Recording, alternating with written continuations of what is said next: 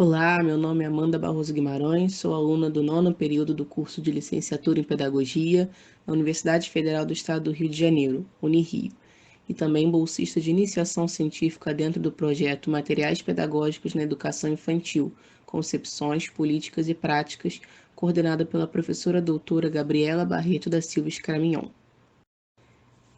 Esta apresentação acompanha a 21ª Jornada de Iniciação Científica da Unirio. O presente trabalho tem financiamento da FAPERJ e foi realizado por membros do Grupo de Pesquisa Educação Infantil e Políticas Públicas, EIPP, coordenado pelas professoras doutoras Maria Fernanda Rezende Nunes e Gabriela Barreto da Silva Scramignon, ambas do Departamento de Didática da Escola de Educação da Unirio, e também a professora Marina Castro Souza, da Faculdade de Educação da Baixada Fluminense, da UERJ, localizada em Duque de Caxias. O grupo tem desenvolvido uma pesquisa interinstitucional que tem permitido o mapeamento da educação infantil em diferentes contextos. Nosso tema de análise tem como base as estratégias de atendimento à educação infantil na rede pública do Estado do Rio de Janeiro, ofertadas após o decreto do distanciamento social devido à pandemia da Covid-19. Algumas secretarias de educação optaram por oferecer de forma remota apostilas e materiais a serem realizados pelas crianças fora do ambiente escolar, e em cima desse material foi realizado o nosso projeto.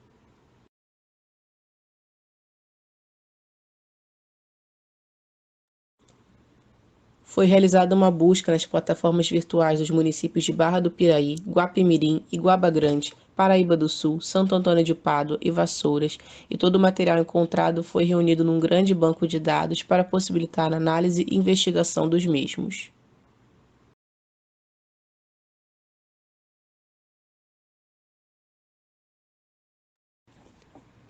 Dentro do grupo de pesquisa IPP, minigrupos de trabalho com diversas categorias de análise foram formados, visando observar o material com base em aspectos como relação com as famílias, relação objetivo e avaliação, concepções de criança e infância presentes nos materiais e também o minigrupo em questão de organização curricular.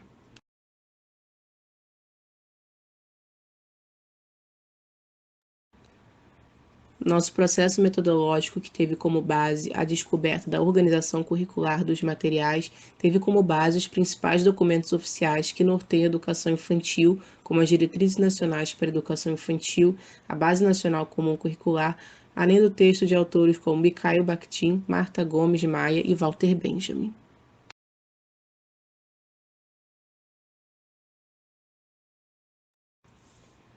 Juntamente com os documentos e textos, algumas perguntas iniciais foram tomadas como base para a análise inicial, como, por exemplo, como essas atividades foram organizadas, quais os eixos organizadores do material e quais pistas as atividades nos fornecem para ajudar a entender como é a organização curricular de cada município.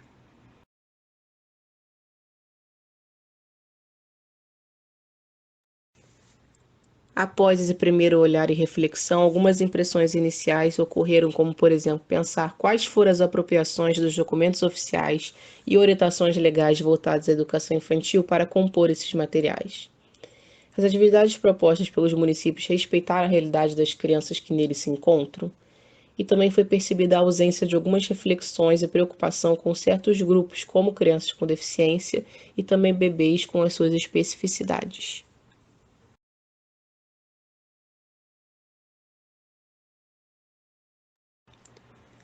Tendo feito uma análise das atividades construídas por 6 prefeituras do estado do Rio de Janeiro no atendimento das crianças de creches e pré-escolas durante a pandemia, um primeiro resultado significativo foi o encontro de contradições em relação à proposta de organização curricular. O mesmo município utilizou vários formatos para organizar o currículo da educação infantil e suas propostas de trabalho. Alguns dos formatos encontrados foram as áreas de conhecimento, como raciocínio lógico-matemático, língua portuguesa, as habilidades, que são o que se espera que a criança trabalhe, como, por exemplo, o reconhecimento do seu nome e nome das pessoas que vivem no seu entorno, os temas sendo o mais forte, os hábitos de higiene por conta das demandas e combate à Covid-19, as datas comemorativas como Páscoa, Dia das Mães, Dia dos Pais, o projeto de trabalho, que consiste, por exemplo, na escolha de alguma temática de estudo como um animal, a lista de conteúdo, que seria uma reunião de atividades para serem trabalhadas, como o desenvolvimento da coordenação motora, desenvolvimento do reconhecimento de números e letras, e também, a partir dos objetivos da BNCC, a construção de diversas atividades.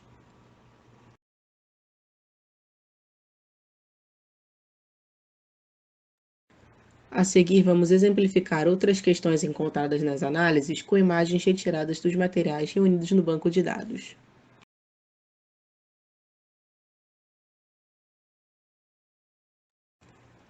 Percebemos a forte influência dos campos de experiência e conteúdos propostos pela BNCC para a etapa da educação infantil dentro de diversas apostilas de atividades, porém por diversas vezes de forma limitada, com propostas simples que visavam apenas existir para cobrir os conteúdos determinados.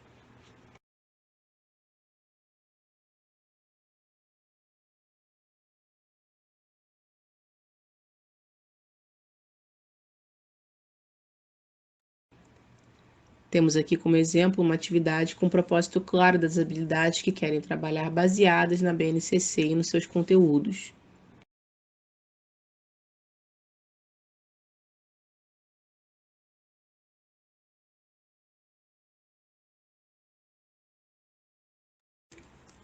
Alguns municípios já relacionaram de forma clara o seu trabalho baseado nos conteúdos determinados pela BNCC, trazendo como principal diferença da proposta curricular para o seu primeiro e último segmento da educação infantil aspectos relacionados à alfabetização e escrita.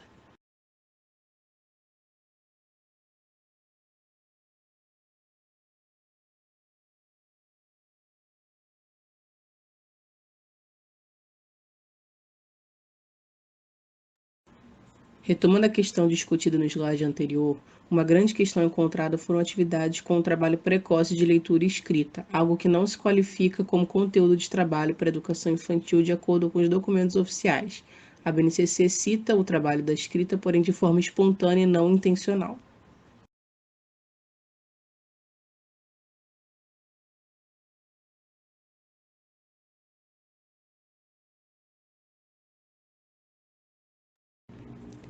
Temos a seguir mais imagens que trabalham o reconhecimento de letras e até mesmo vogais, e também demandam a escrita.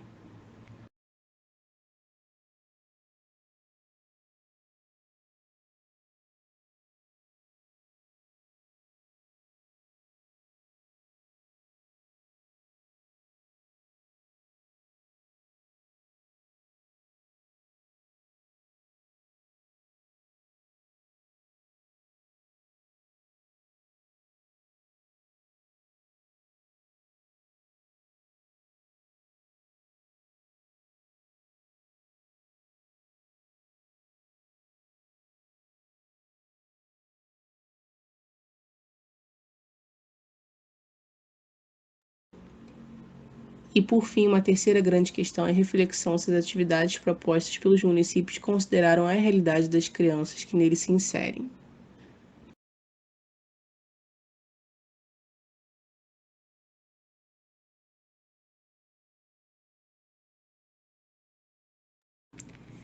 Temos como exemplo atividade que traz o banho como momento de diversão e brincadeiras, algo delicioso e prazeroso, como se todas as crianças pudessem passar o tempo que quisessem embaixo da água se divertindo nesse processo.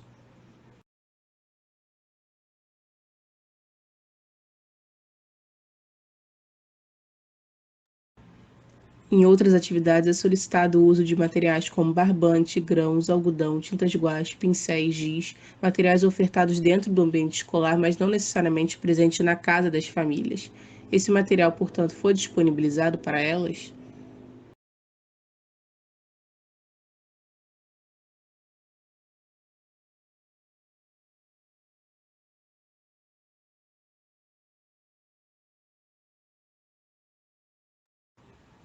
Seguindo para as considerações finais, levantamos como aspectos positivos a tentativa de diálogo entre município e responsáveis por parte de algumas secretarias via formulário e também a elaboração de material próprio. Porém, notou-se uma desatenção à realidade imposta pela pandemia e também o levantamento de algumas questões, como qual é o impacto desse material na construção de um projeto educativo no contexto remoto. A escuta dos pais pode interferir nas escolhas pedagógicas dos municípios? E quais foram as consequências da falta de uniformidade na função e posição dos municípios perante a família, visto que para alguns foi solicitada a opinião dos responsáveis e outros colocaram as atividades como estratégia de entretenimento pedagógico e uma sugestão de apoio aos alunos, secundarizando o papel e função do município perante as famílias.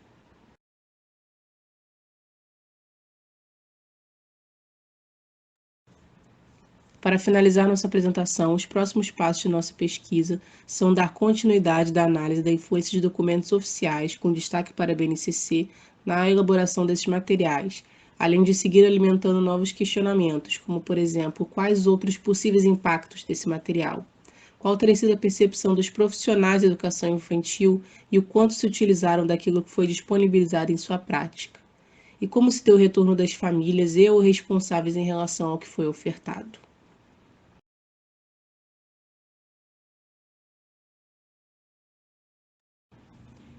Esta foi a nossa apresentação e agradeço a todos pela atenção.